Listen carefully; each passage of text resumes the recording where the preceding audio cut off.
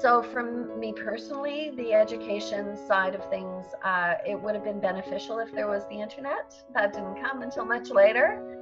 But then on the other hand too, I think we relied too much on we relied too much on external sources to tell us how we should feel.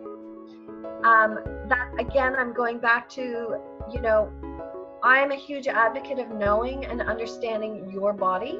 You know your body better than anybody else. And sometimes when we do too much reading or we try to self-diagnose, we can lose the connection that we have to our own body because we're projecting our symptoms through what we've read.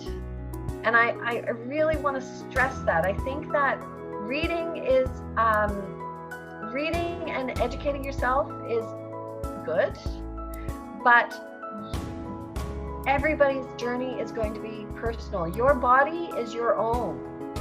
This is your experience. So what I may have experienced and what I may have felt and what may have happened to me through my journey through ovarian cancer is not necessarily going to be the exact same journey for another person.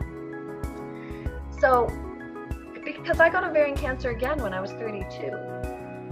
We forgot to talk about that one. It came back.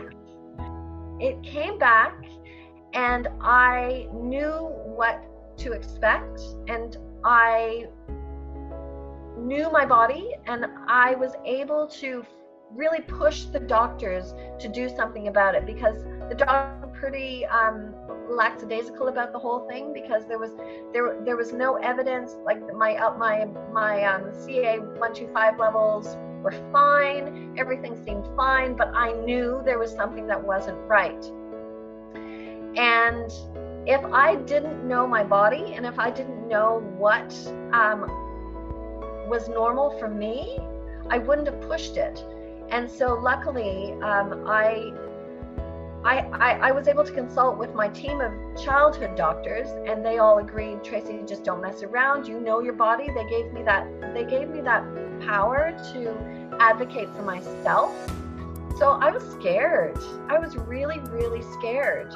But I knew that I had the power, and I had to do something, because the doctors here were pretty relaxed about it all. And luckily, when they removed my second ovary, so I had a radical hysterectomy when I was 32, and that was really tough, because that was the end.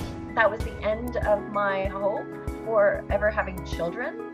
Even though I knew that I couldn't have children, I intuitively knew I couldn't have children, but having that ovary and having my uterus kind of gave me hope. Maybe, you know, miracles happen, and maybe there'd be some advance in technology, and maybe, and I kept holding on to hope. But that for me was that was a big grieving process.